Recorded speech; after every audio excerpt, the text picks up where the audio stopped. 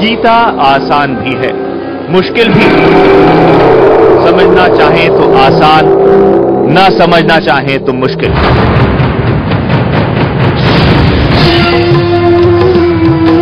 वैसे विचारों के इस टकराव में उम्मीद करें कि विवेक जीतेगा, जिसकी वकालत करती है गीता।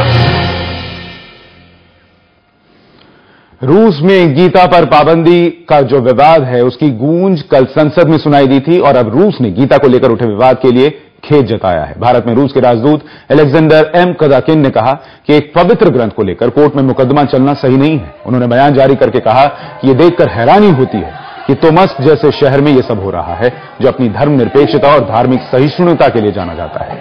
राजदूत ने कहा कि भगवत गीता भारत और पूरी दुनिया के लिए ज्ञान का स्रोत है और इस पर इस तरह से विवाद खड़ा करना ठीक नहीं। गीता पर बैन को लेकर विदेश मंत्री एस एम कृष्णा आज संसद में बयान देंगे। कल इस मुद्दे पर सभी दलों के सांसदों ने नाराजगी जताई थी और सरकार से इस मामले में दखल देने की मांग की थी।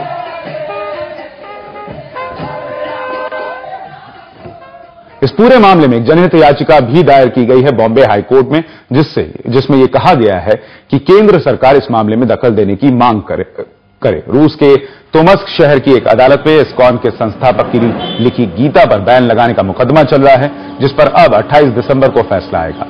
बॉम्बे हाईकोर्ट में दायर याचिका में कहा गया है कि गीता एक पवित्र ग्रंथ है और इस बैन को लगाने की कोशिश के दूरगामी नतीजे होंगे। इसका न सिर्फ भारत पर बल्कि पूरी दुनिया में गलत असर होगा। याचिकाकर्ता ने कहा कि यह मामला जून से ही तोमस्क की अदालत में चल रहा है, लेकिन भारत सरकार ने कभी अपना रुख साफ नहीं किया। याचिका में कहा गया है कि भारत को अपना पक्ष मजबूती से रखना होगा, वरना गीता जैसे पवित्र ग्रंथों पर बैन लगाने का सिलसिला शुरू हो जाएगा।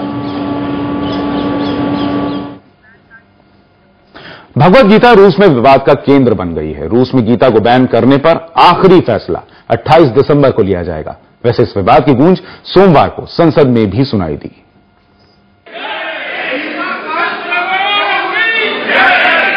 रूस में गीता के अनुवाद पर रोक लगाने की मुहिम का लोकसभा में सभी दलों के सदस्यों ने कुछ इस तरह से विरोध किया। बीजू जनता दल के भर्तृहरि महताब ने शून्यकाल में ये मुद्दा उठाया और कई दूसरे सदस्यों ने उनका साथ दिया।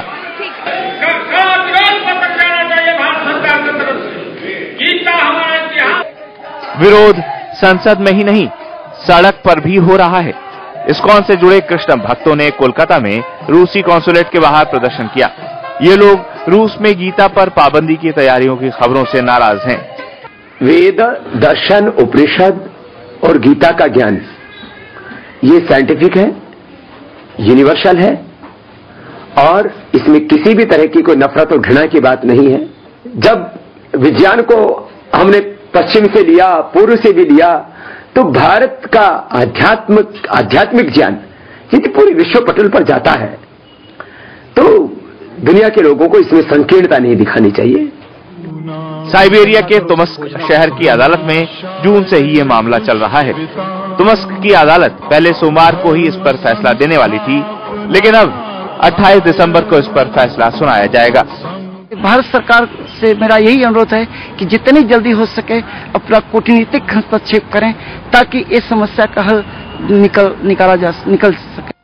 प्रधानमंत्री मनमोहन सिंह 2 दिन पहले ही रूस के दौरे से लौटे हैं और वहां भी लोगों ने इस मामले पर कूटनीतिक दखल की मांग की थी, लेकिन ये धार्मिक मामला है, सरकार जो भी कदम उठाएगी फूंक फूंक कर उठाएगी। Bhagavad Gita as it is, ये वो किताब है जिसे रूस में रोक लगाने पर विवाद चल रहा है। ये किताब स्वामी प्रभुपाद ने लिखी है। रूस में आरोप लग रहे हैं कि यह अनुवाद गीता के मूल रूप से मेल नहीं खाता, जबकि इस्कॉन से जुड़े लोग इसे गलत बता रहे हैं। रूस में जिस गीता पर रोक की मांग की जा रही है उसका नाम है Bhagavad Gita as it is और इसे इस्कॉन के संस्थापक भक्ति वेदांत स्वामी प्रभुपाद ने लिखा है। आरोप है कि इसमें लिंग, नस्ल, राष्ट्रीयता और भाषा का भेदभाव है, इसलिए साइबेरिया के तोमस्क में मामला अदालत में गया है। मांग की जा रही है कि इस अनुवाद को कट्टरपंथी सामग्री की सूची में शामिल करके इसे रखने, छापने और बांटने पर रोक लगाई जाए। लेकिन अगस्त में पहली सुनवाई के दौरान फेडरल जज गैलिना बुतेन्को ने कहा कि इस मामले के लिए तोमस्क विश्वविद्यालय के प्रोफेसरों ने जो राय दी है वो नाकाफी है। उन्होंने मामले की सुनवाई स्थगित कर दी और अध्ययन के लिए केमेरेवो स्टेट यूनिवर्सिटी के 3 प्रोफेसरों का एक पैनल बनाया।